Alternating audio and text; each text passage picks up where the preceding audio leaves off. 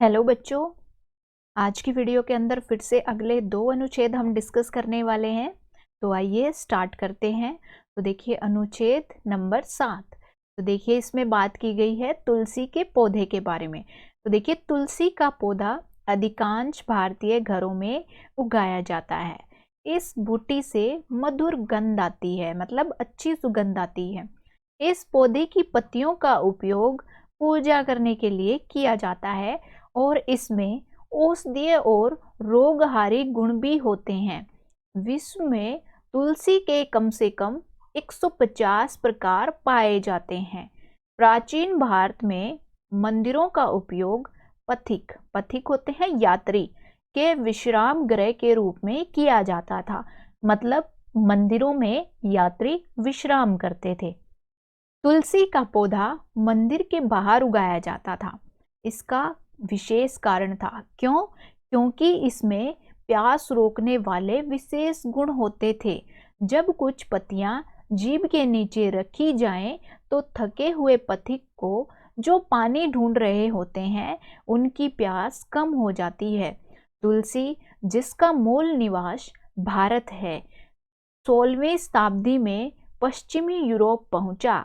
यह माना जाता है कि यदि तुलसी के पत्तों का रस शहद के साथ नित्य लिया जाए तो स्वास्थ्य के लिए अच्छा होता है।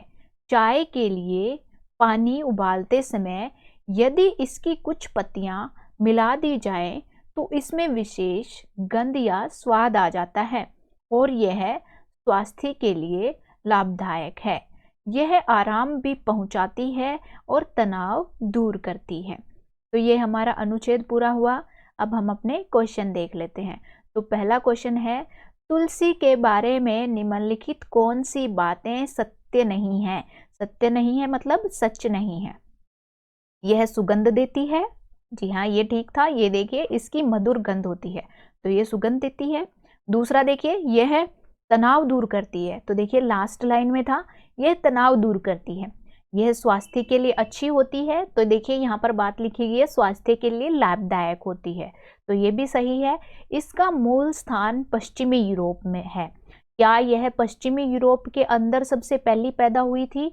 तो ऐसा नहीं है, क्योंकि हमने यहाँ पर देखा कि तुलसी का जो मूल निवास स्थान है वो भारत है और पश्चिमी यूरोप के अंदर तो ये 16वीं शताब्दी के अंदर गई थी।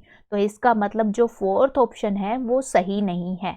तो यही बताना हमने कि जो सत्य नहीं है, पहले तीन ऑप्शन जो है वो सत्य हैं और लास्ट वाला ऑप्शन जो है वो सत्य नहीं है। विश्व में तुलसी की कितनी किस्में पाई जाती हैं? तो देखिए यहाँ पर दूसरी लाइन के अंदर विश्व में तुलसी की 150 किस्में पाई जाती हैं। तो 100 गलत है, 170 भी गलत है, 160 गलत है और यह है 150 आंसर है।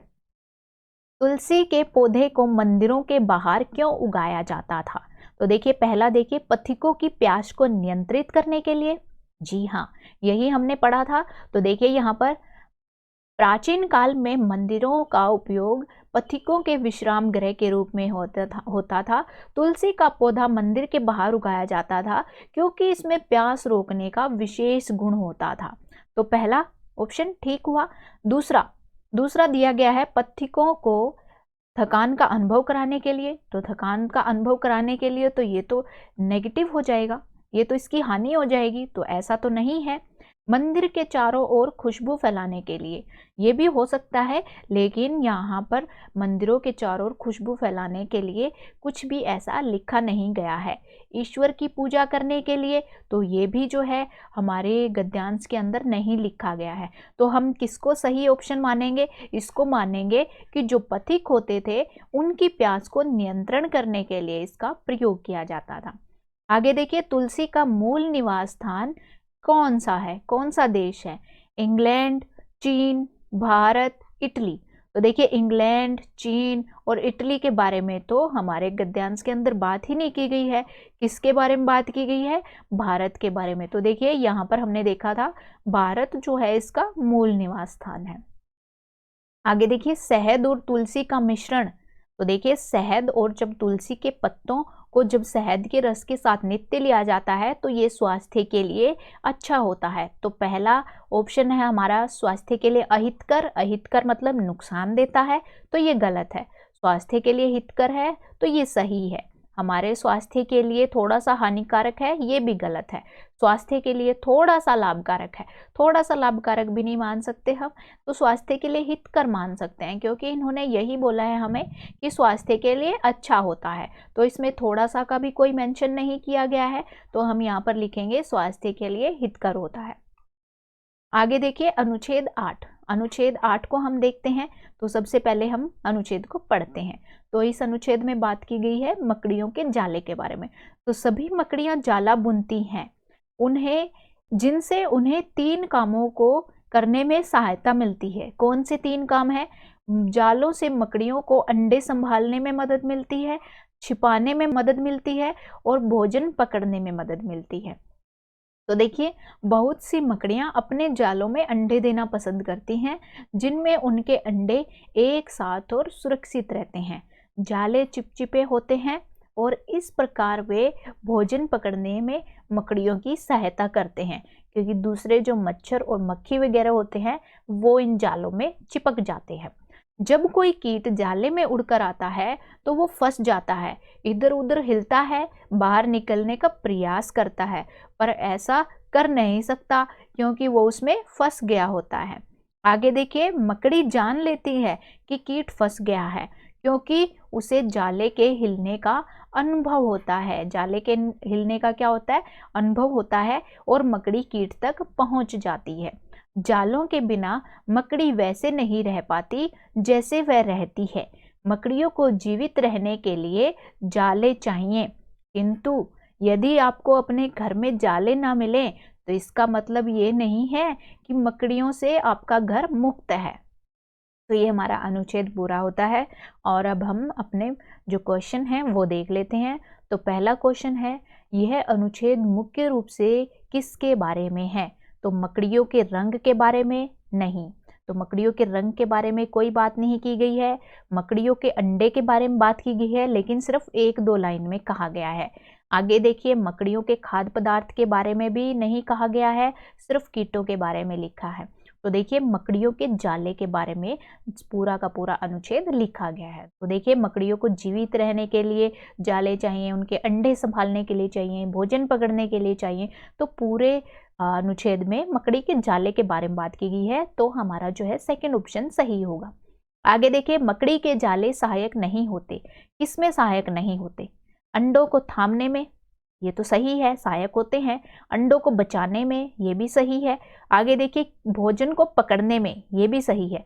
कीटों को डराने में, क्या ये कीटों को डराते हैं? नहीं, ये तो कीटों को पकड़ते हैं, बल्कि कीट खुद आकर इसमें फंस जाते हैं, तो ये कीटों को डराते नहीं हैं। तो ये हमारा जो फोर्थ ऑप्शन है वो सही हो जाएगा। आगे देखिए मकड़ियां कैसे जान लेती हैं कि उनका शिकार जो है वो जाले में फंस गया है? वे उसे सुनती हैं या उसको सूंघती हैं, या उसका अनुभव करती हैं, या उसे देखती हैं? तो देखिए उसको कैसे पता लगता है? मकड़ी जान लेती है कि कीट फंस गया है, उन्हें जाले के हिलने का अनुभव होता है, तो वो अनुभव से जानती हैं। तो देखिए अनुभव से, इसमें सूंघने के बारे में, सुनने के बारे में और देखने के बारे में कुछ नहीं कहा गया है। आगे देखिए घर में मकड़ी का जाला न मिलने का अर्थ नहीं है, अगर आपके घर में मकड़ी का जाला नहीं है इसका मतलब ये नहीं है मकड़ी को अब भूख नहीं है, तो ये तो नहीं कहा गया। मकड़ी बाहर निकलने में डर रही है, ऐसा भी नहीं है। मकड़ी सो गई है, ये भी नहीं है। मकड़ी है कि नहीं, यही है ना। तो देखिए अगर आपके घर में जाले ना मिलें तो इसका अर्थ ये नहीं है कि उनका घर, आपका घर जो है वो मकड़ियों से मुक्त है, तो इसका मतलब ये नहीं लगा सकते कि आपके घर में मकड़ियां नहीं हैं। तो इसका ऑप्शन जो है वो 4 सही हो जाएगा। यहाँ जीवित रहने का अर्थ है, जीवित रहने का मतलब क्या है? स्वीकारना, सोचना, देखना, जीना। तो देखना जीवित रहना होता है? नहीं। स्वीकारना नहीं, सोचना नहीं, जीना। जीना का मतलब होता है जीवित रहना। ठीक है, तो यहाँ पर हमारे अनुच्छेद जो है वो दोनों पूरे होते हैं। नेक्स्ट वीडियो के अंदर फिर से हम देखेंगे। तो इसी के साथ साथ बाय बाय।